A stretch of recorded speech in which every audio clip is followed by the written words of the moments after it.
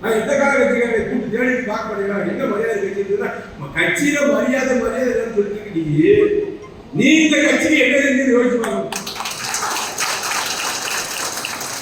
நீங்க என்ன செஞ்சீங்க கட்சியில? இப்ப நான் வர வேண்டாச்சு.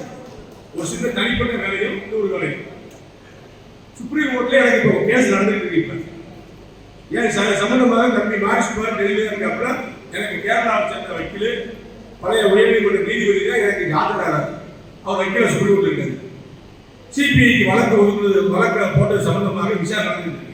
தமிழக அரசு சார்பாக அவருக்கு போட்டு தமிழ்நாடு காவல்துறையும் வக்கீலும் போயிருக்காங்க.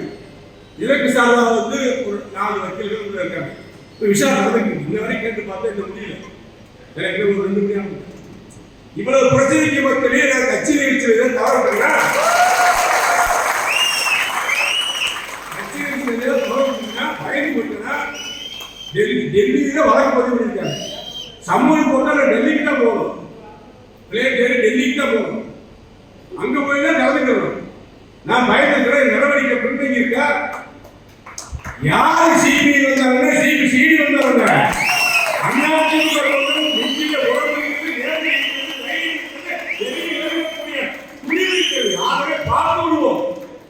களத்தில் இருப்போம் எதிரிகள்.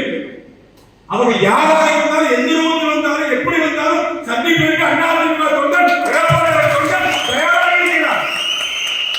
மிரட்டி வழக்கை வைத்து மிரட்டி பணி வைக்கிறவர் கிடைத்தால் அது ஒரு கால அடிக்காது. நான் சேட்கோட புத்தகம் படித்து வளர்ந்தவன், பிரகாஷ்ட புத்தகம் படித்து வளர்ந்தவன், மாவீரன் வேட்பாளர் சிங்கம் ஏகாட்சி வரலாற்றை தெரிந்தவன், தலைமுறை வரலாற்றை நீங்க போராட வரலாற்றை மாவீரன் பிரபாகரனை வரலாற்றை தெரிந்து வளர்ந்தவன். எனக்கெல்லாம் பயம் என்பது கிடையாது, தயக்கம் என்பது கிடையாது. எனக்கு தலையில் இருந்தால் உடைக்கு தரப்பி வெற்றி மத்திய பரிவன் இந்த பேட்டி நாயகமானதை கிடையாது.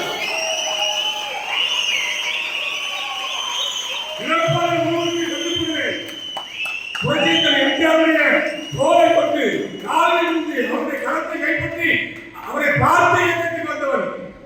புரட்சித்தலைவர் அம்மாவால் வளர்க்கப்பட்டு மாவட்ட கழக செயலாளராக அமைச்சராக ஆக்கப்பட்டவன்.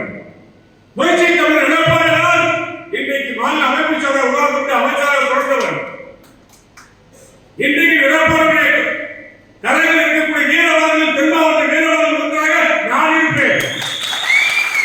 கட்சி வெற்றி பெற்றாலும் தோல்வி இருந்தாலும் இயக்கத்தில் இருக்கக்கூடியவன் நான். சில பேர் விளையாடப்படுத்த விருது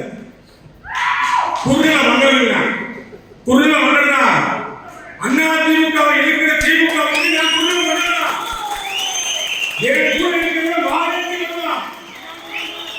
எங்களை அழித்து நினைப்பவரை பார்த்து கொண்டு இருப்பதற்கு நாங்கள் பேருகிறல்ல. எங்களை முழுக்க நினைப்பவரை பார்த்து கொண்டிருப்பதற்கு நாங்கள் பேருகிறல்ல. தைரியமாக கலந்து நிற்போம்.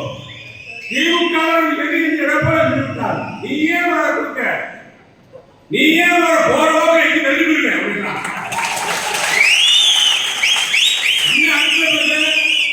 அண்ணாதிமுக ஒரே கட்சி. எம்ஜிஆர் தொண்டர் புரட்சித்தலைவர் எம்ஜிஆர் எம்பகோடை கேஸ் திறக்கும் போது கொடியை கட்டி ராமேஸ்வரம் கடமலை தரணிச்சு விழுந்தவர்கள். அன்னைக்கு செத்துதான் பூஜை விவசாயம் இருக்கும். அண்ணாதிமுக ரத்த எவ்வளவு ஓடுது, உனக்கு எத்தனை ரத்தம் ஓடுது? நீ முதல்ல காங்கிரஸ், அடுத்து தமிழ்நாடு காங்கிரஸ், அடுத்து பிஜேபி, அடுத்து தேமுதிக, அடுத்து அதிமுக, அடுத்து ஓபிஎஸ், அடுத்து அதிமுக.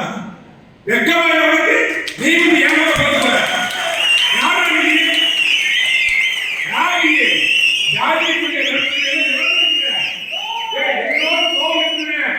எனக்காக உயிர் நின்று போராடுறேன். என்னை ஏற்ற மதிக்கக்கூடிய பண்பு இருக்கு. ஒரு நாள் நீங்க ஆக நீங்க காட்டி கொடுத்து போன உன் மீது வழக்கு வச்சுனா நீங்க கட்சியில் நிப்பையா? அடுத்த செகண்டே போயிடுவேன். எத்தனை மகளிர் வாரத்தில் எத்தனை காரியங்களை நான் பதிக்கிறேன். தமிழ்நாடு காவல்துறை தெரிவிச்சு நீ டெல்லி வரை சிபி வரை போயிருக்கு. பிந்தைக்கு இருக்கா, மண்டி இருக்கா, மண்டாடி இருக்கா, ஒழுங்கி போயிருக்கேன், விலகி போயிருக்கேன். என்னை விட்டுங்க, என்னை காப்பாற்ற யாத்திரை கை விட்டு இருக்கா. அண்ணா திமுகவை வாழ வைப்பதற்காக, அண்ணா திமுகவை ஆட்சி அமைப்பதற்காக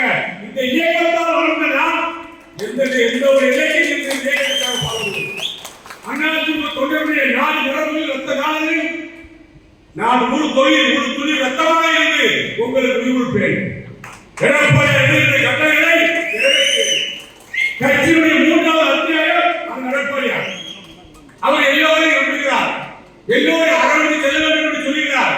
அதை ஏற்றுக்கொள்கிறோம். அந்த அடிப்படையிலே வந்தவர் போனவர் இருந்தவர் எலெக்ஷன் எல்லாத்தையும் போறோம். ஏதோ அண்ணாதிமுக ஒரு அசல் குத்துமாரி, அண்ணாதிமுக ஒரிஜினல் மாதிரி ஓ வயசில் தெரியாதா, நீ அம்மா உழைச்ச அம்மாவை என்ன அசிங்கமா பேசுற வீடியோ இருக்கு மேல பேசுறது. நாங்க அப்படி இல்லையே, புரட்சித்தல் எம்ஜிஆருக்கு அஞ்சாவது கோட்டை வசூல போய் காலம் வந்து அன்னைக்கு காலம் வரும்போது கூட இருந்தவர் 2 பேர் முன்னோட இருக்காங்க கோயிலுக்குள்ள பத்ராஜ் ராமச்சந்திரன். நான் தான் வந்து எல்லாரும் கூட போன 40 பேர் வெளியே நிற்கிறாங்க. நான் ஓடி தலைவர் எம்ஜிஆர் காலம் தலைவரை தூக்குறாரு. இது என்ன வரலாறு, உனக்கு என்ன வரலாறு, எத்தனை பேர் நாயகங்க நீ யாரை எழுதி சொல்ற? அண்ணாதிமுக மாலோட வரணும், அண்ணாதிமுக மாலோட வரணும், சாலோட வரணும். வேற அணுகி போயிட்டு அங்க இருந்து இங்க வந்து சாலோட வேலையை வாங்கி கொண்டு போறதுக்கு ஏதோ பைத்தியக்காரன் இருக்கு. மேல வேற ஒன்று உண்மையை அழைச்சது கொடி இருக்கிறாங்க, வயசு இருக்கிறாங்க. நீ வந்து உட்காந்து 4 பேர் சாலை கொடுத்து காலம் வேடி பாருங்க இருக்கிற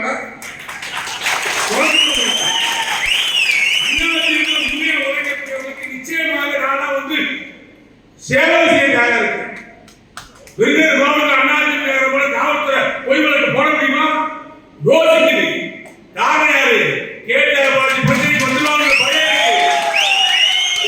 அண்ணாதிமுக ராஜ்யத்திலிருந்து தருமபுரி வரைக்கும் இங்க வந்து மத்தாப்பு வரைக்கும் அண்ணாதிமுக கொண்டவர்கள் யாராவது காவல்துறை பொய் வழக்கு தொட முடியுமா? ஏன்னா எந்த கேஸ் போட்டு மறைக்காத கேட்டார் பாட்டி மறைக்காம இருக்கல ரோட்ல வந்து நிக்கிறான். கை செய்யப்பட்ட பின்பு கூட கேட்க முடிச்சு வந்துடுமா? கல்யாணத்துக்கு போனது வெளியே வந்துடுமா? பயணமா போயிடுமா? நமக்கு தைரியங்களுக்கு புழைத்து எம்ஜிஆர் வாழெடுத்து வேற இடத்தில் எழுதினார். இருக்கிற எதிர்கள் திரைப்படத்தில் மட்டுமல்ல நிகழ்காலத்திலும் அடித்து கொண்டு போய் கேட்கிறவர் எம்ஜிஆர். அவர் வழிவந்தவர் நாங்கள். பாதகம் செய்பவரை கண்டால் நாம் பயம் கொள்ளலாகாது பாப்பா. மோதி மிதித்துவிடு பாப்பா, அவர் முகத்தில் உமிழ்ந்துவிடு பாப்பா. அண்மை செய்திகளை உடனுக்குடன் தெரிந்து கொள்ள இணைந்திருங்கள் எம் நாடு தொலைக்காட்சியுடன்.